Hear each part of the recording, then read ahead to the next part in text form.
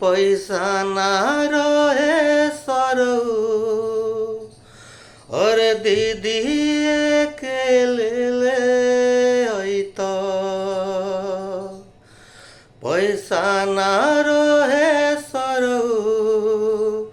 और दीदी के ले अत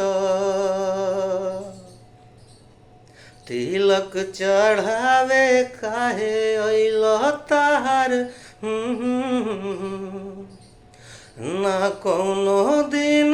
बार तिथिया देखवला तू तो और ना कौनो दिन बार तिथिया देखवला तू तो बिना बुलावल काहे अइल ताहार